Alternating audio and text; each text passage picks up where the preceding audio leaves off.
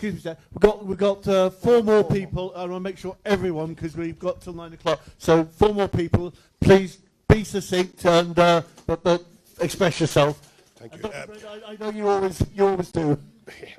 Thank you. My name is Dr. Michael Brendan O'Reilly, and I would like to ask the panel if they would agree that on the balance of argument tonight that the safety issue is very, very clear how that's to be solved, and that's to keep the A&E in the Royal Glamorgan.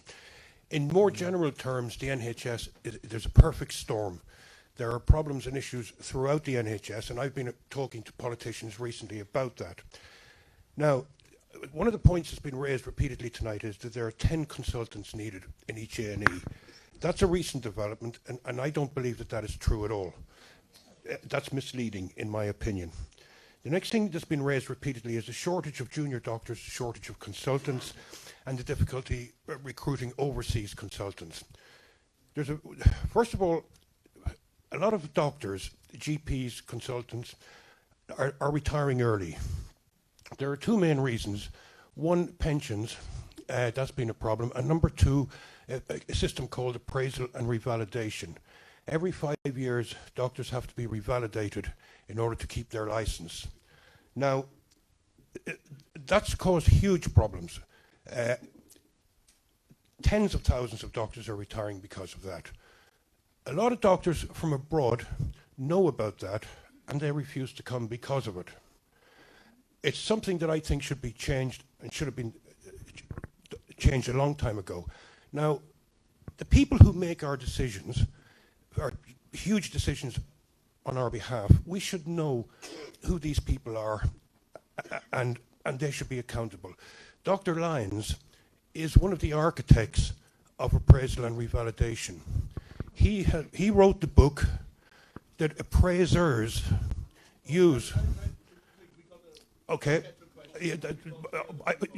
I just think it's important that we know some of the reasons for these shortages and who's making decisions on our behalf. Thank you.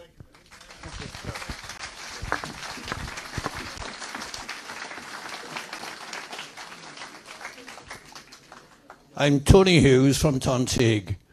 I'm looking out in this vast amount of public here, and unfortunately we are all getting to that age where we knew when the Rhondda meant the Rhondda. Coal mines galore. What happened? They brought people in from away, made it all not possible for the collieries to survive due to the fact that these people that were brought in, A, didn't have a clue about collieries, and therefore the collieries were kicked out and everybody was left out. Unfortunately, we are very suspicious people. So when, no disrespect to the panel here, when they are brought in and they say we can't get consultants in, what I would like to ask Dr. Lyons and Dr. Owens, if we can't get consultants, why did they come down here from away?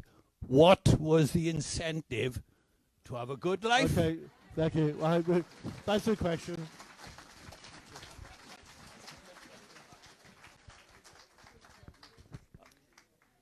Hello, my name is Sue Weeks. Sure. Please, Hello? we're on a very tight schedule, please. Yeah. Hello, my name is Sue Weeks. I worked in the NHS for 28 years, and I know everything in the NHS is risk assessed.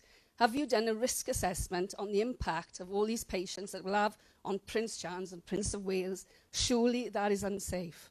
To add all that extra pressure, that's basically my question. No, thank you. You need a risk assessment. That's going to be proved to be unsafe. So their A&E departments will be as unsafe as the Royal is now. Yeah. Thank Right. you. We'll question. My name's Andrew Draper. I live in Gilbert Gorch. First of all, thank you very much for coming and facing the music tonight. Not an easy job, but thank you. I listened to watched the live stream from the Rhondda last week, where I think it was you, Professor Longley. You said that the labour force planning had been rubbish in the past. I was absolutely astounded. I nearly fell off my chair. How can it be rubbish? Okay, if it was rubbish, that's the past. Now let's look to the future and the present. What are you doing that's not rubbish, that was rubbish then? Now, Dr. Hopkins, you said you're going hell for leather to recruit. Tonight we've heard that you've put one advert on an electronic notice board, and there's been a number of phone calls to consultants. Now, maybe I've missed something, but in my book, that is not going hell for leather. So can you give us more detail on what you're doing, please? Thank you. And final question before I go back. Hi, my name is Pam Flower Shake. I'm a resident of Church Village. 2 questions first. You mentioned earlier on about doing modelling and ready for the March meeting. Does that categorically include Royal Glam and not just the 2 options that were put forward originally in your board meeting earlier this month? You said that you wanted no stone unturned for Royal Glam. I want categoric confirmation tonight that everything that you're doing includes Royal Glamorgan.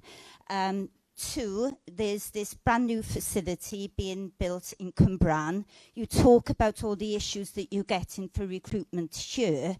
How are you going to, how are they going to recruit up there that we can't tie on the back of to do? And 3, you spoke about clarity earlier on, Mr. Longley, the chair, that you said there's absolute clarity about what you do. You need clarity, sorry, to encourage people to come here. There's absolute clarity. Keep all the A&Es open. No, and you'll recruit the people here. Okay, thank you for your question.